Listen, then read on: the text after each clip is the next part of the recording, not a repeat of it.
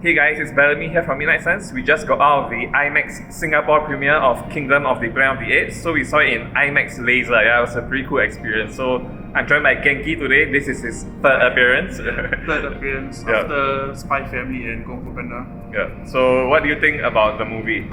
Okay, honestly, like going into the movie, I didn't expect much because the writers and the directors were not anybody that I was looking forward to their future like installments in, because the director directed like the Maze Runner movies and I didn't like it because they're quite like I like the first Maze Runner, but the subsequent ones were the longer it went, the worse it got. Yeah.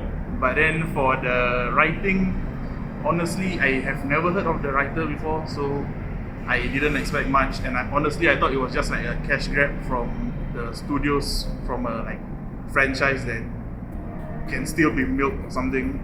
Yeah, it's been 7 years since the previous movie. I think that was, what was it? War for Planet of the Apes. That's still the number one for me out of the reboot. Even though I think some people prefer the second one, I think. But, My personal favorite is the first one, the Rise of Planet of the Apes. I think that's like the best human story. Yeah, but after that, then like it really becomes like a fully ape story already. Yeah, so it's pretty good. Then so for this movie, I would say it's good. It's not that bad. Like it could have gone worse, but it didn't.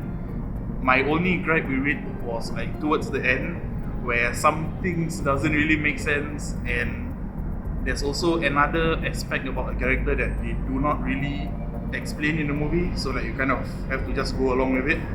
So we probably try not to spoil too much. so like, we cannot really say much about it, but I think you should give it a go, but maybe not full price, if that makes sense. And also like try to get it at like concessionary rates or something, because I don't think it's a movie that's worth going out like to pay full price unless you're watching it in IMAX, because the CGI is like spectacular, especially the water physics and the fuzz on the apes and stuff. Yeah, when the apes get wet. Yeah, when the apes get wet, because like the graphics are like very glistening and like super realistic. If you watch it in IMAX, it would be worth it. But if you're gonna watch it in a small screen, you might as well just wait till like a week or two after release. Yeah, so this movie actually, like the story, right, is more of like a coming of age story. So it actually reminded me a lot like I was playing like a Japanese RPG game. Like at the start of the movie, it's like the main character's dad is like he's the chief of the village, and something happens to the village, and then he has to leave the village and go on this big journey, and then he like recruits party members along the way. So it really does remind me of like a JRPG. Yeah. And like there's a character that is sort of recruits that reminds me of Bill from The Last of Us. So like because when it's spoilery, but yeah, basically it just reminds me of Bill from The Last of Us, and like the whole environment reminds me of like the first Last of Us as well as Horizon Forbidden West, because all the rundown environments, nature taking over the buildings and stuff. It's beautiful to watch. But the story is not bad. It's okay. Yeah, I quite enjoyed this. I think it's a pretty fun adventure movie. But the movie is like 2.5 hours long, so there are some slow parts in the movie. Like especially like maybe before the last half an hour, I think there were like in between the first and second hour of the movie, there are quite a bit of slow parts there. But I think it was still like pretty interesting. I think probably only like 15 minutes or 20 minutes could have been cut off, but that's not bad compared to like most other movies out there.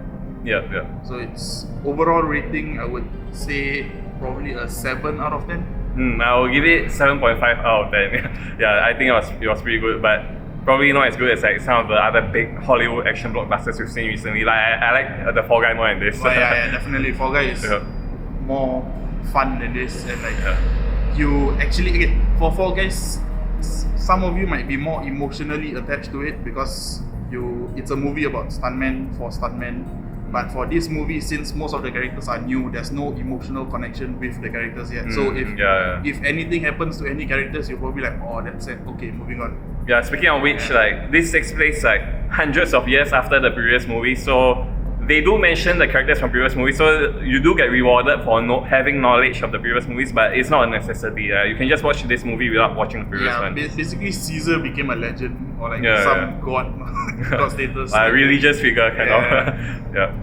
So I guess that's all for this review. I think it's a pretty fun movie. Maybe you guys might not want to watch it at full price, but IMAX, I think it's super worth it. Like the CGI, I think is amazing. Only rush to watch it if you're watching it in IMAX. If not, you should just wait.